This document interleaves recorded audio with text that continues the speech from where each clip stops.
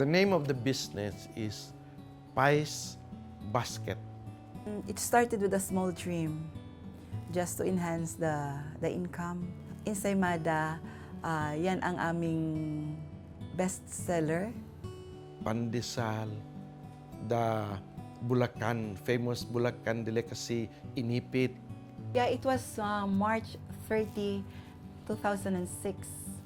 We went to my daughter, eldest daughter, Apple. We passed by the grocery and I told her we're going to buy some flour for the bread again. And there was coupon, 50 dirhams worth of purchase. You're entitled for 1 coupon. And so that time I have 8 coupons. 2006, Marivic won a car in one of the groceries where we buy flour and, So I asked those, people in the cashier, when is the draw? And they said, Saturday. And I told him, I'm going to come back because I'm going to win. So there, you can see that eyebrows raised and, nasisiraan na to ng bait. Siguro hirap na to. She won a Nissan Murano.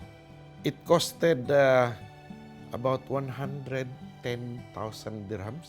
Saturday afternoon, the phone rang. There was the voice of a local on the other end looking for me. And I said, why? Did I win? And he said, yes. Bring that coupon. This is the number. Bring your passport tomorrow morning. I dropped the phone. And then I called the children. We gathered in the altar and we say our Thanksgiving prayer. It was after the prayer that one of them told me, Mom, today is April 1. It's April Fool's. And so,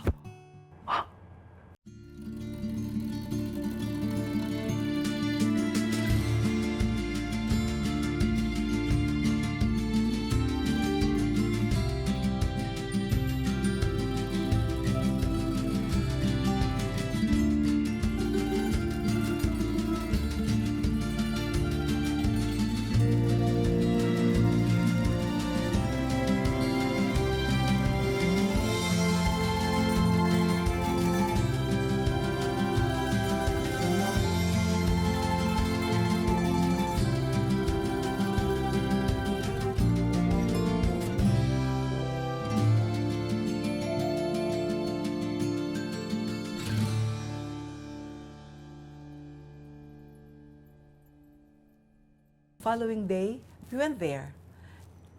The room was so quiet. And after that, the secretary came, a guy. But I keep on looking around. I saw the coupon. They Xerox that, they copied that in the A4, and it was my handwriting. So we did not took the car, we took the cash, and that is what we capitalized on it. We looked for a big space. We found one warehouse, 350 square meters, converted it into a bakery production area. So we had to build walls, tiled like this.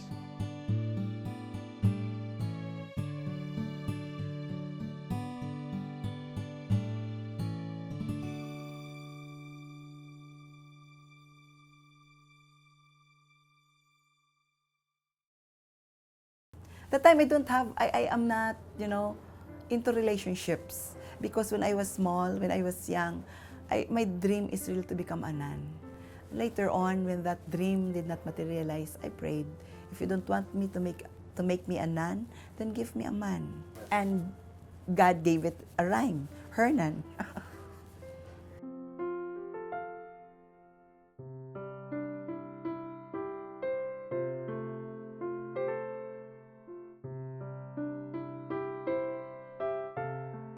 Hernan is the father that every daughter dreams. For me, siguro, he's more of a hands-on guy. Like, he loves fixing cars. He loves fixing stuff around the house. Tapos he's a hands-on dad din. Like, there was never one point in our life na feeling namin na wala siya sa bahay or wala siya sa buhay namin, ganyan. And he's a hands-on husband as well. He doesn't just let mom do stuff. Ayaw na nahihirapan si mommy, mga ganyan. Everything, Hernan can do it. from cooking to baking to laundry to carpentry to cars, everything. He's also pretty much the one who has the last say. Yeah. So like, if it's still mom, like, it's okay, like whatever. But the moment Mommy will be like, we'll Ask- see. If ask Daddy her, says ask- no, okay, alright, cancel plans. When I was still courting Apple, he was a big figure for me. It was a bit intimidating, but at the same time, I considered him as my silent mentor.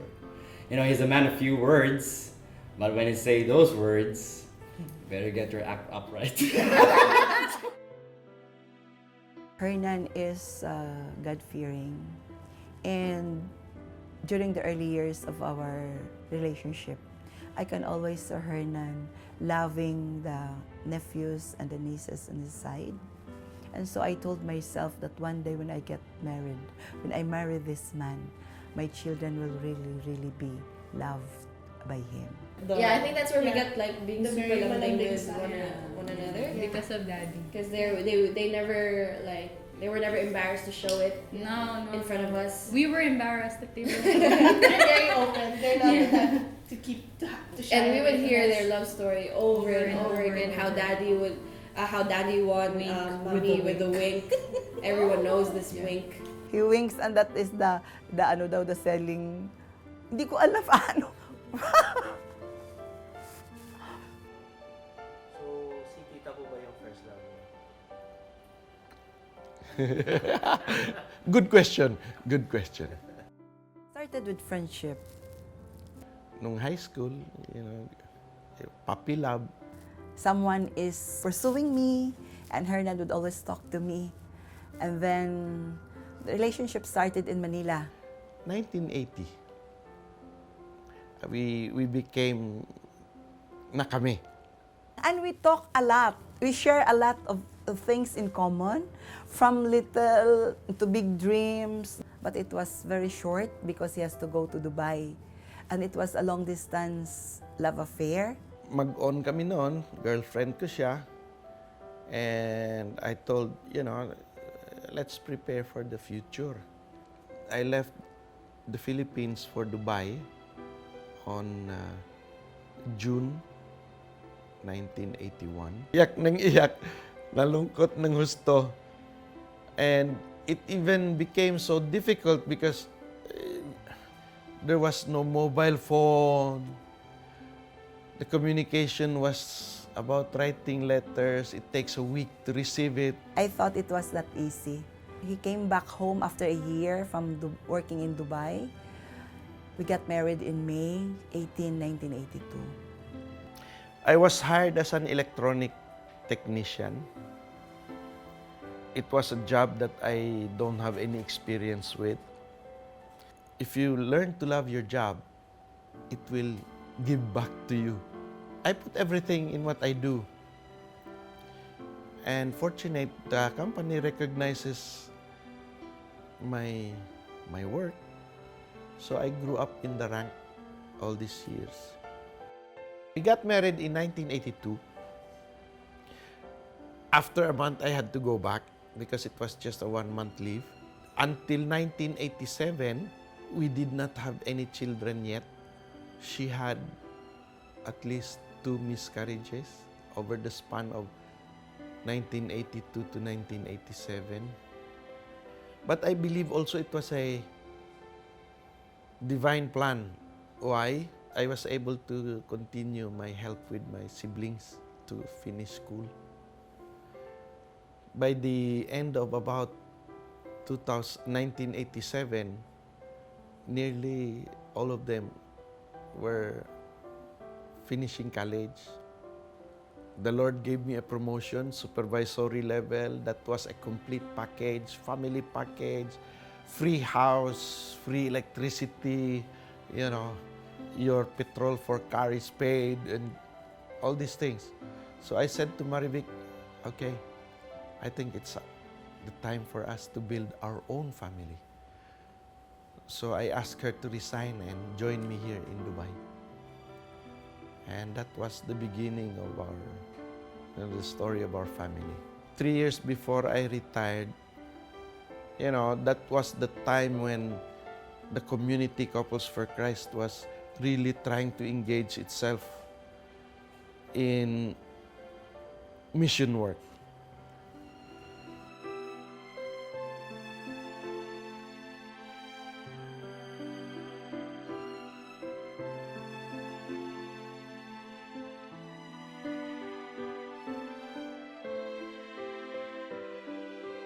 One of our guys mentioned that while cleaning the ceiling,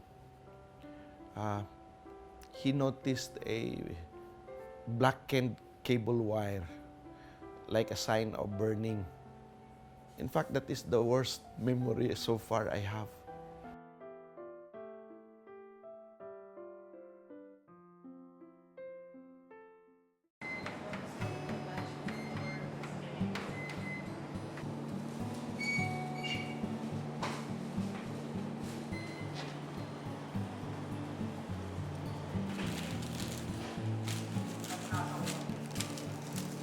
When I was introduced to Tita Marivic and Tita Hernan, and knowing also that sila pala yung isa sa members din sila ng CFC choir, I was so excited. And then, parang to cut the long story short, parang ang bilis talaga ng pangyayari. They invited me to their home, tapos invited me to the practices. I believe I found an extended family, a family here in the UAE. Actually, during that time, we were doing maintenance, pero alam ko nandito siya sa baba. May chinek siya na isang wiring nung AC namin na minsan nagbibigay talaga ng problema sa amin. Umakyat ako ng scaffolding about 1.2 meters high para ma-access lang yung level ng kisame. So I was at the point of coming down. I personally felt while coming down, wala akong hand support. Wala akong mahawakan except the false ceiling kung sakasakali. Pero, ewan ko, pinilit kong sarili ko. I took my left foot and put it down. Before my left foot reached the next step, nagbuckled ang right knee ko, holding on my weight. So, bigla siyang bumitaw yung lakas. So, I lost my footing. I fell head first. I was fully conscious all the time. Nung pagbagsak ko, in fact, that is the worst memory so far I have. I thought it was just an ordinary fall. I thought that after prayer, after, giving it all to God, He will stand up and be back to normal. I was the first one who found out. I was with my mom. We were in a supermarket. Mom received the call. All of a sudden, she just shrieked like, "What?" I'm like, oh my God, that doesn't sound good. So I tried to feel my hands and legs to let myself up. Suddenly I said, everything is numb. I cannot feel anything. So I shouted, please help. I was upstairs. Pagkatapos bigla lang ako nakarinig ng sigaw. I was not actually thinking na si Tito pala yung na-aksidente. And then makita ko talaga, the floor was completely flooded with his blood. Tapos nakita ko siya, talagang putlang-putla siya. And the rest already, binubuhat na siya. At yung may naglagay na ng pampigil sa blood na, kasi nag-crack yung dito niya. I was getting weak and weak. So I reached the hospital. They did an initial first aid on my wound, head wound. Then I was cleaned up. Then the doctor said, we will stitch up the wound. I was conscious all the way from the fall to that time. And he was just normal. He was talking to me normally, but his body just seemed like paralyzed at that point. He was looking to me and he said, what happened? I said, I fell from a scaffolding. He was just trying to, make me aware, make me conscious while he was stitching up my wound like this. Sabi niya, how high? Parang casual ang tanong ng doktor. Sabi ko,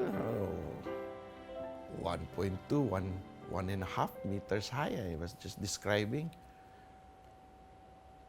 Sabi niya, do you know, you could have been dead by now.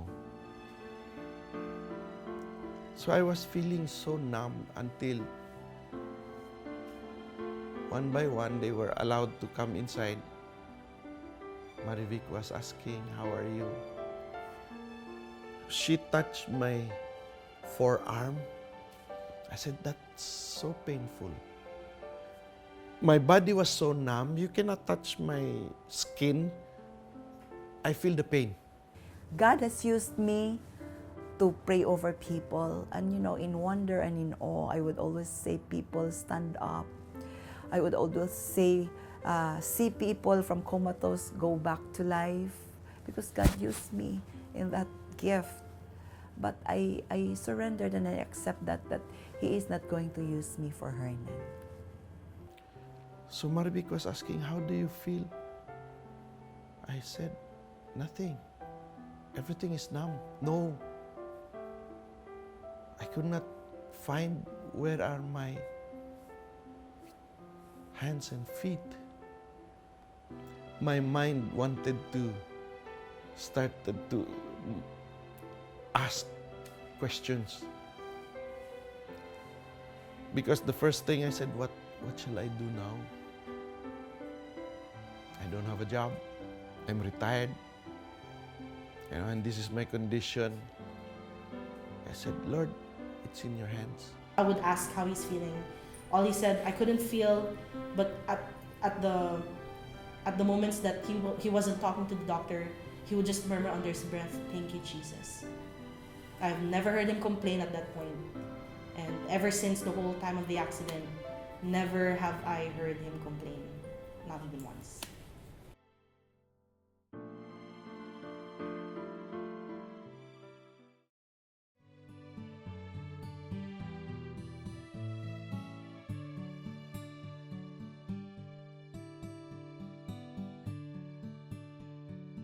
I think the one that really inspired not just like them but for me was yung ability ni Daddy na to show love beyond himself. I think for me it really became evident na even people we didn't know would show up in the hospital, or people we didn't expect show up in the hospital to express their love for that. I think that was the one that amazed me about the number of people that came and showed love to the family because of that. Mentally, I did not go through depression stage. Sabi nga ng security guard, you're the first man I see that, you are lying there suffering from all this with the pain, yet you are a person when visited, the person who comes is more empowered than compared to when he came in first in the room.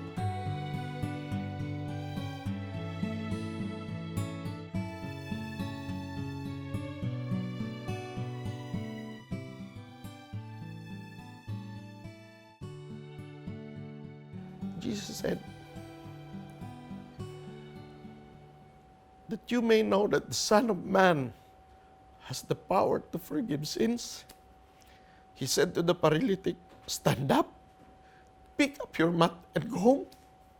Your sins are forgiven to me.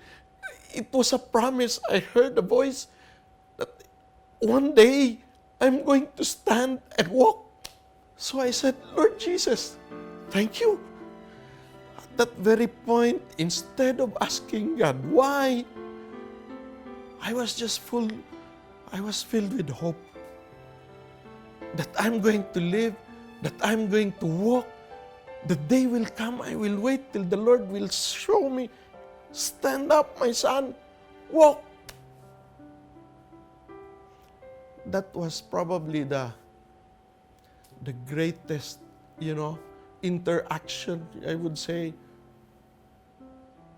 physical interaction, because I heard a voice, a promise I'm just a mere creation of God. And to hear a promise from Him said like that, I said, this is life. I saw the power of God, how He is going to use Hernan during that time. In a wheelchair, he would be, brought to different venues to give a talk, to give a testimony. It's called Teach with Your Life. So He teaches us through His life. He doesn't need words for it. He doesn't need a talk for it. So on how He does ordinary things extraordinarily. All the time I was simply immobile. I had more time with God. And that has strengthened my faith. I believe the Lord is using my difficulties before and now to show people that, you cannot be a people of hopelessness. There's always hope, no matter what the situation is. It's just simply asking God to give you the grace that you may overcome it.